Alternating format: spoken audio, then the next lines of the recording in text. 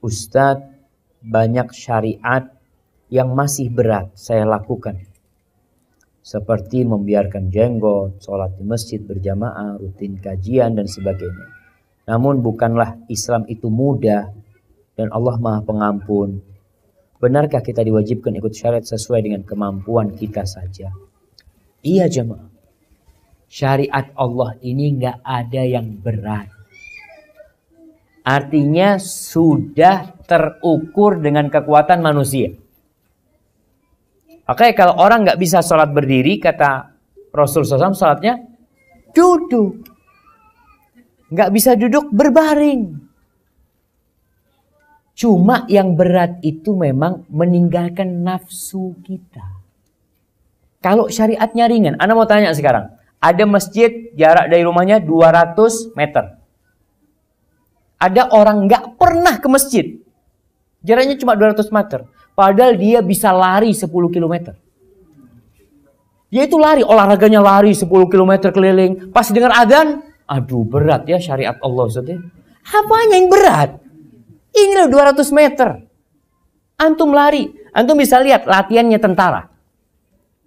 Ana biasa isi kajian di Yonif 509. Itu bagian takmir masjid ngomong, Ustaz, ini tentara-tentara Ustaz, lari 10 kali lapangan Ustaz, kuat Ustaz.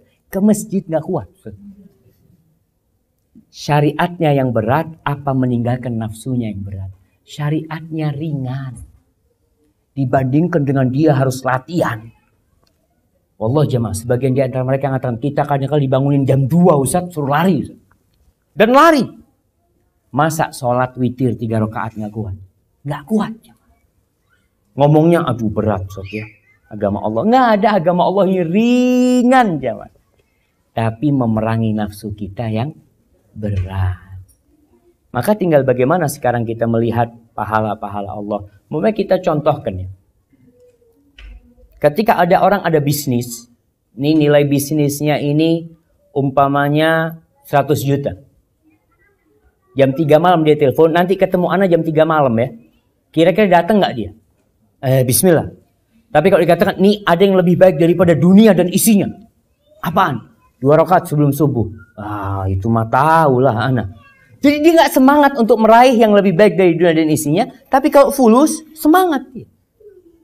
Yang perlu ditanamkan di diri kita, kehidupan dunia ini akan kita tinggalkan. Anak mau tinggalkan.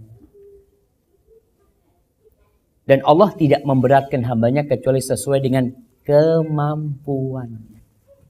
Makanya orang yang cacat umpamanya nggak bisa jalan ke masjid, Jumatan nggak ke masjid, nggak apa-apa.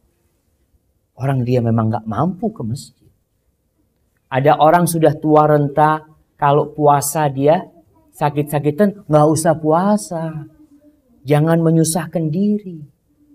Musafir dikasih keringanan, nggak usah puasa. Wanita yang hamil mau puasa atau wanita menyusui puasa, akhirnya anaknya nangis terus. Karena susu ibunya berkurang. Jangan puasa. Itulah kemudahan syariat Allah. Yang berat itu meninggalkan nafsu kita. Makanya contoh ringan tadi Anda sampaikan. Masjid 200 meter nggak pernah dia sampai ke sana. Umroh nggak pernah nyampe. Amerika berulang kali. Antum umroh nggak pernah. Berat ibadah itu. Masya Allah. Antum ke Amerika lebih jauh itu. Kata dia. Maka kita perlu menata hati kita supaya tahu bahwasanya agama Allah ini benar-benar mudah. Barakallahu fikum. Assalamualaikum warahmatullahi wabarakatuh. Para muslimin dan muslimat yang dirahmati Allah Subhanahu wa taala. Masjid Nurul Falah ini kita sudah berdiri 2007.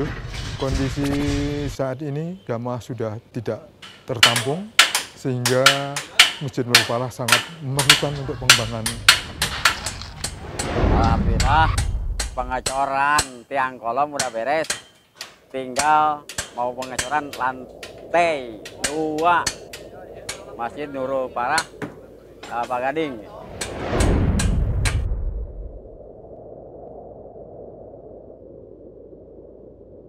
Kami selaku DKM Masjid Nurul Falah memberikan kesempatan kepada muslimin dan muslimat dan jamaah sekalian untuk memberikan infak terbaiknya dalam rangka mewujudkan pengembangan Masjid Nurul Falah dengan fasilitas yang memadai menuju ketakwaan kepada Allah Subhanahu wa taala.